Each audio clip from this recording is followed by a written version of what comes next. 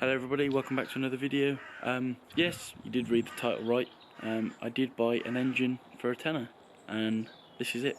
So as I said, I bought an engine for £10. It's an R53 engine, which is the same engine that's in mine. It doesn't have a head on it, it doesn't have the supercharger, alternator, any of the ancillaries, but it's an R53 nonetheless. So the plan for this engine is when my other half, Chelsea, gets a new car, we're going to use that as a bit of a track car. So we were going to sort of leave it as it is and whack a turbo on it, but it's only an R50 engine at the minute.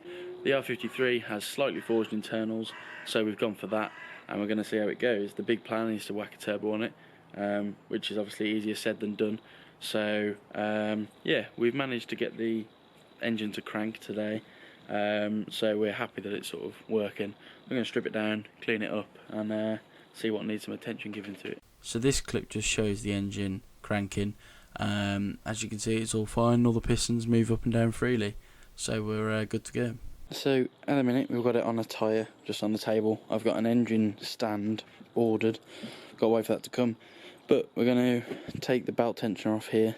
If you remember in one of my videos where I changed the alternator, I put a screw into the side of the tensioner, and it was that one there. But we're going to take the tensioner off. We think the dipstick has snapped inside the engine, not a problem really, so we're going to try and locate that, take this engine mount off. It's still got oil in it, so we're going to drain the oil, and then try and drain any coolant that's left in it, and then yeah, hopefully go and get these pulleys off as well, and try and get the bottom end off as well, the sump and all else. But yeah, we're just going to try and get a couple of things off, just to clear it up a little bit and give it a bit of a clean up, all the oil over there. But yeah, it seems to be in good condition. As I said, it does turn, pistons do turn, which is nice. And yeah, we're gonna get it running, and hopefully one day she'll have a big fat turbo on her. So first thing first, going to take the time chain tensioner off, which is this bolt here. It is 19. But it is recording, just right as this one. I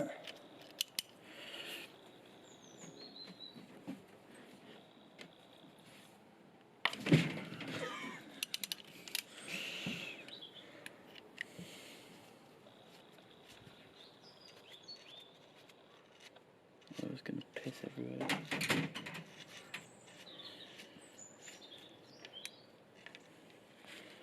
And that's the time chain tensioner.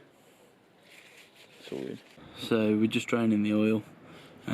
We've moved the tyre to the edge of the table and just took the sump plug out.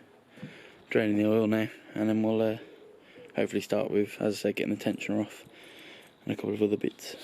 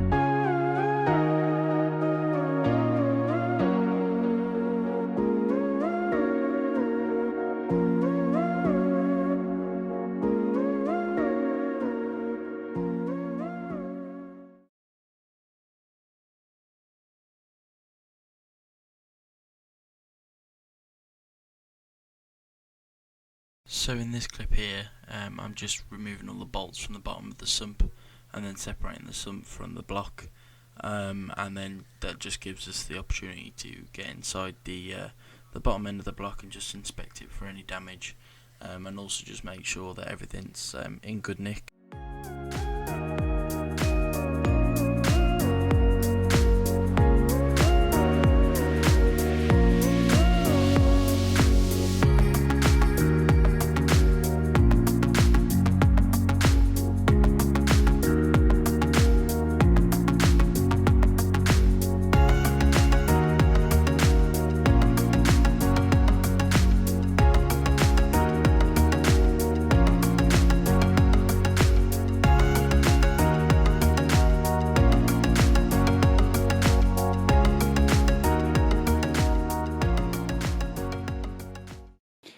So we're at the point now where we turn the engine over, we managed to get the sump off, so we're inside the engine now. We'll see what else we can undo. We realised we couldn't get this bolt off because we need a crank pulley tool, so that's that.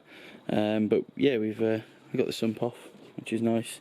We managed to get the dipstick tube out and the rest of the dipstick, which was snapped inside the engine, obviously the pulley. There's a load of bolts which, as I said, we're labelling up, the ones that we're not too sure about.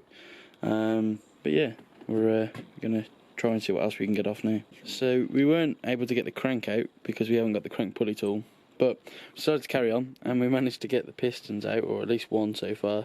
We're working on the others. They all seem to be in really good condition. We're going to be replacing the piston rings and stuff on them anyway. But yeah, we're sort of keeping everything together to keep it all sort of neat and tidy, and so it all goes back in the same way. But yeah, we're taking these apart now, just to have a look and check them all over. Okay, so it's well over a week later now.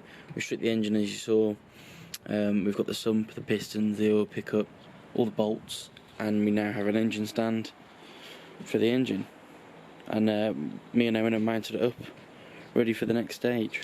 I have also ordered a crank pulley puller tool to get this off, so we can get the side off and get the crank out. So as I mentioned earlier, this engine will one day be going into my other half, Chelsea's Mini.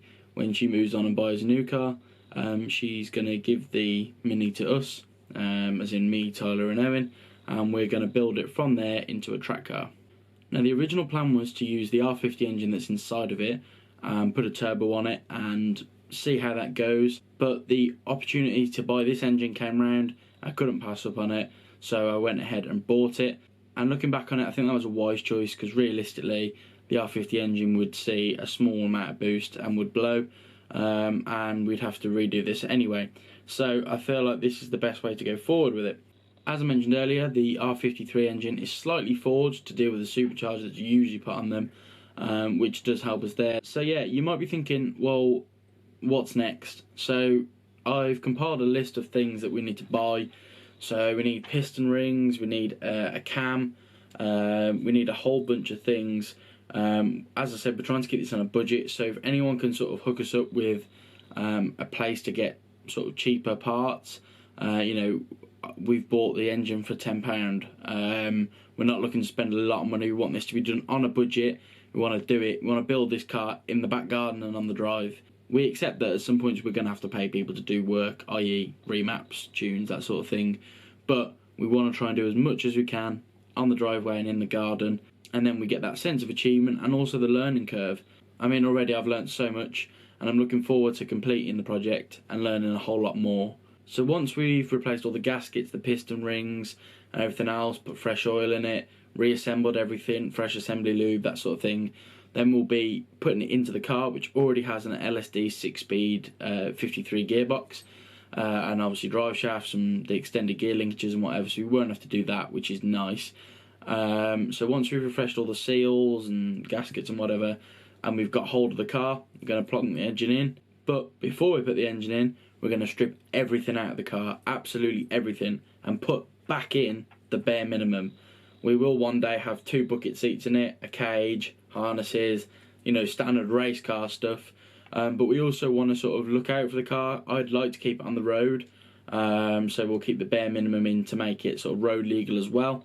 Whether we take that out for the track, that sort of thing, you know, depending on what we have to leave in. While I've got the engine out, I'm going to be putting in complete poly bushes all around to help with handling. I'm also going to go inside the engine bay, just tidy it up. There's a lot of excess wiring and stuff in there, which I'd like to get rid of because I don't know what it does. So I want to sort all that out.